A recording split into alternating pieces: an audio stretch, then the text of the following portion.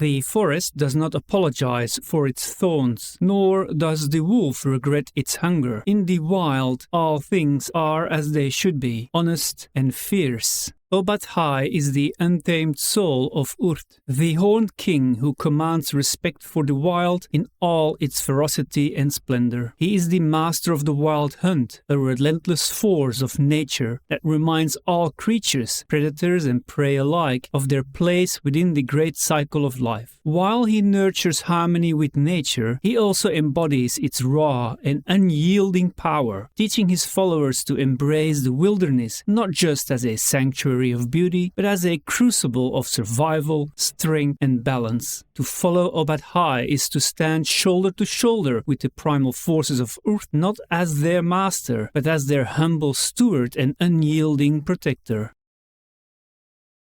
After Beori, the Oerth mother chose to turn away from Pelor and Nerul to focus on what truly mattered to her, she gave birth to her final offspring. From her essence emerged her son, Obad-hai, who understood his purpose from the very moment of his creation. He was to be the nurturer of all the fauna and flora that flourished within his mother's domain, extending his care even to creatures others might deem monstrous. In some cultures, such as the Flan, there are stories that Obad-hai is reborn every spring as a youthful fae-like being, sprouting from the fruit of a sapling that grows from his own grave. By summer, he has matured into a strong young man, known as the Horned King, leading the wild hunt against those who would defile nature, and as autumn arrives, he transforms into a weathered, wise elder. That is why he is known in many cultures as the Father of Summer, the Horned Hunter, or the Guardian of the Land. Obad-hai is depicted in various forms that represent the cycles of life and the changing seasons. In his springtime aspect, he appears as a youthful fae-like boy. He has an ethereal quality with delicate elven features and eyes that sparkle with the light of new growth and renewal. His hair is often depicted as a tousled mane of fresh green leaves or soft budding flowers, and his skin has a verdant hue, reminiscent of new shoots breaking through the soil. He exudes a playful and innocent charm, often playing on the sham, an oboe-like woodwind musical instrument. He embodies the promise and vitality of spring. During the summer, he transforms into a strong, vigorous young man, known as the Horned King. In this form, he is muscular and robust, with Than's bark skin that glows with the warmth of the sun. His hair is thick and wild, often depicted as a cascade of dark, curly locks intertwined with leaves and vines. He wears a crown of antlers, symbolizing his connection to the wild and his role as the leader of the wild hunt. He carries a heavy-looking hornwood staff he calls the sham staff. His eyes are sharp and fierce, reflecting his determination to protect the natural world against any who would seek to harm it. As autumn progresses, he takes on the appearance of a weathered and wise old man. His skin becomes rough and lined, like the bark of an ancient tree, and his hair turns silver, resembling the frost-covered leaves of late autumn. He is dressed in brown or russet and looking very much like a hermit. His eyes are deep-set and wise, filled with the knowledge of countless seasons and the quiet strength of the forest enduring through time. He carries his hornwood staff made from a sturdy branch, now gnarled and twisted with age, symbolizing his connection to the earth and the cycle of life. On his belt still hangs the sham. Although human cultures have the most depictions of him, he is also known among many non-human cultures and woodland creatures. Obviously, they depict him in their own ancestry and form.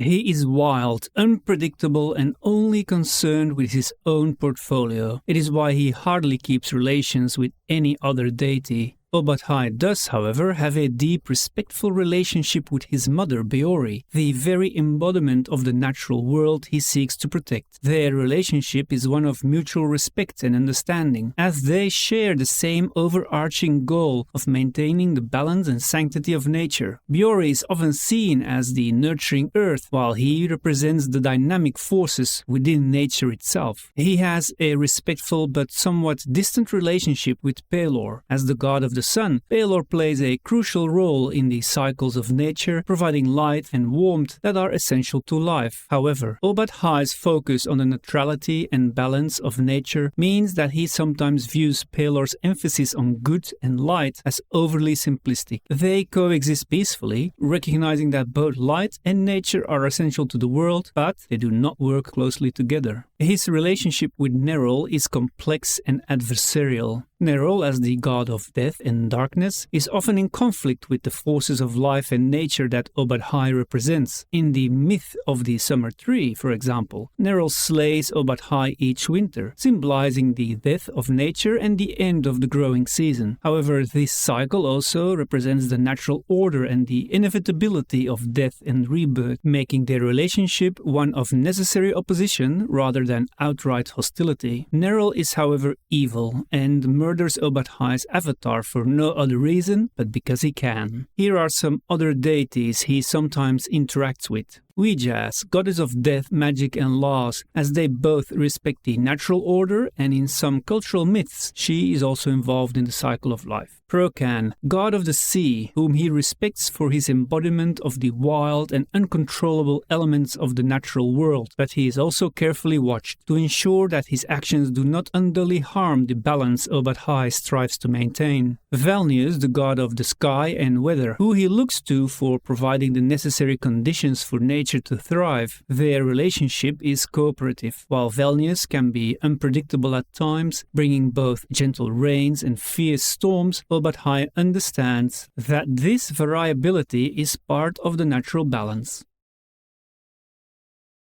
His followers are encouraged to embrace the wild, recognizing that nature is not just a place of peace and tranquility, but also one of fierceness and survival. He teaches that one should live in harmony with nature, respecting its variety and its cycles. His followers are to observe the natural world closely and learn from its rhythms. They understand that every creature and plant has its place and purpose, and that disrupting this balance can lead to dire consequences. Those who live in unity with nature, honoring its laws and cycles, will find themselves protected by it. However, those who destroy or harm nature's balance deserve swift retribution, meted out in an appropriate manner. His followers are taught that nature is to be respected in all its aspects, whether beautiful or harsh. The wilds can be ugly, dangerous, or terrifying, but these aspects are just as important as those that are pleasant and serene. His faithful know that every storm, every predator, and every barren stretch of land plays a role in the grand tapestry of life. They learn to respect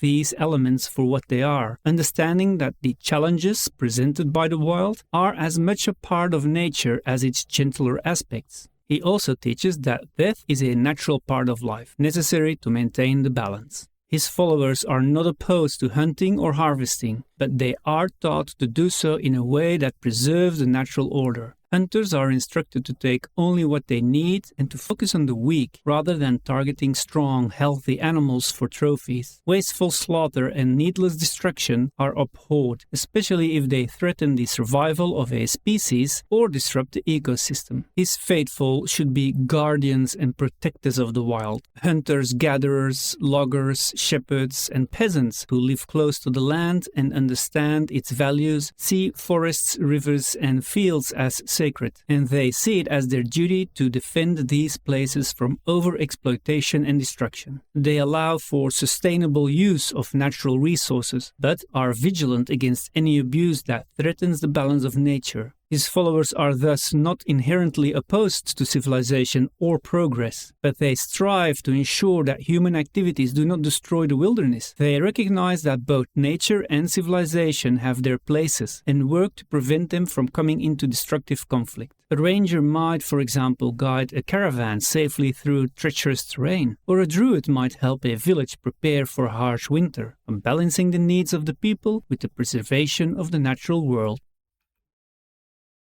Most folk know that the holy symbol of the faithful is an oak leaf and an acorn. It is, however, more complex, and the symbol has seen many transformations over the millennia. The following aspects can be recognized as holy symbols. One of his most common symbols is the oaken leaf, often depicted as a single stylized oak leaf. This symbol represents strength, endurance, and the continuity of life through the seasons. The oak tree is revered for its longevity and resilience, qualities that align with his teachings about the enduring and cyclical nature of the wild. The leaf is usually worn as a pendant or carved into wooden amulets. The mature-looking face made of leaves or surrounded by foliage is another symbol of his. It symbolizes his presence in all growing things and his connection to the verdant and untamed aspects of nature. This symbol is often carved into wooden idols or fashioned as a mask, used in rituals and ceremonies that honor the changing seasons. The stag's antlers are a symbol associated with Obad-hai's aspect as the Horned King, representing his role as a protector of the wilderness and leader of the wild hunt. The antlers signify strength, natural authority, and the untamed power of the wild. They are often depicted on amulets, worn as headpieces in ceremonies, or used in carvings and sculptures. This symbol emphasizes Obad-hai's connection to wild animals and his protective nature over all living creatures. The acorn is a symbol of potential, growth, and the continuity of life, symbolizing the seed from which great things grow. It reflects the idea that all life starts from a small beginning and grows according to nature's cycles. His followers might carry acorns as talismans, or use them in rituals to bless new endeavors, signify rebirths, or honor the deity's role in the natural world. Finally, a tree has always been an ancient symbol to the faith, often called the summer tree, and directly connecting to the myths surrounding his death and rebirth. It represents the cycle of life, death, and renewal that the god undergoes annually. The symbol is often depicted as a large tree with deep roots and expansive branches. This symbol is central to the rituals performed at the changing of the seasons, particularly during the spring and autumn equinoxes. Each of these symbols serves to remind the followers of the natural cycles he represents and the importance of living in harmony with the world around them.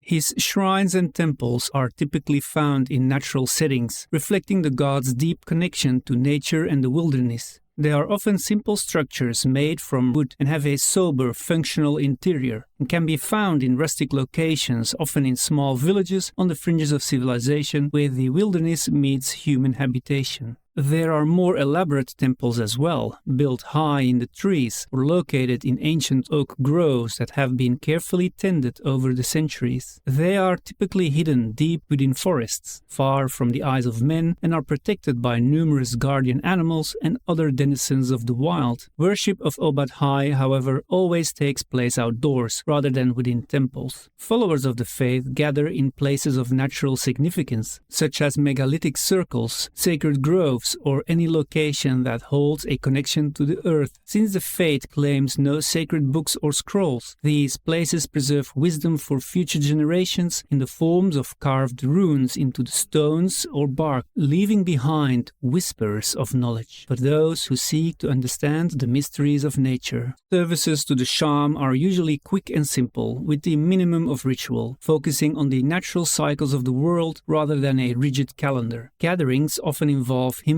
and poems that celebrate all aspects of nature, beginning with references to birth or renewal and concluding with themes of death and completion, reflecting the cycles of life. Prayers are offered in the form of poetry and songs, some of which are only sung on specific days of the year to mark important seasonal changes, like the start of winter. The atmosphere of a service is one of deep reverence and unity with the natural world, where followers quietly connect with the god and honor the balance and beauty of nature. Yet, this serene devotion is interwoven with a wild and untamed spirit that reflects Obad-hai's aspects as the Horned King. At times, the gathering may erupt into a spontaneous and energetic celebration, with worshippers dancing and chanting under the open sky. This duality captures the essence of Obad-hai, both the gentle steward of life's cycles and the fierce protector of the wild. In the afterlife, those who were truly faithful will awaken in the hidden wood, a patchwork of thick woods, open glades, and rolling fields in the outlands. These woods are the internal wilds, a vast, ever-changing realm that embodies the untamed beauty and diversity of nature. All 4 seasons exist simultaneously in balance within this realm, and in the space of a quarter mile, snowfields give way to forests draped in fall color next to orchards filled with fruits and newly plowed fields. In this afterlife, spirits roam endless forests, vast grasslands, flowing rivers, and towering mountains, becoming one with the wilderness they revered in life. Here they experience the cycles of nature in harmony, witnessing its eternal dance. These are the anathema of the fate, cause damage to natural settings, killing animals for reasons other than self-defense or sustenance, encourage imbalance in nature, and allow abuse of natural resources. These are the beliefs of the faithful.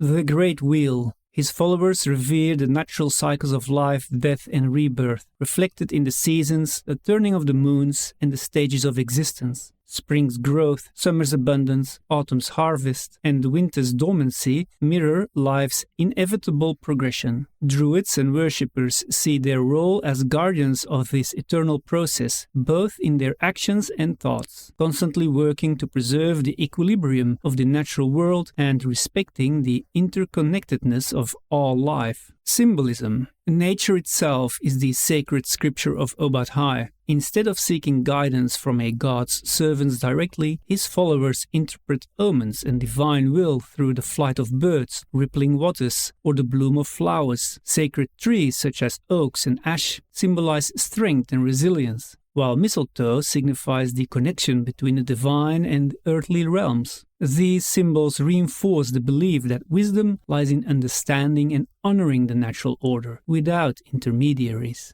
Harmony with the wilds.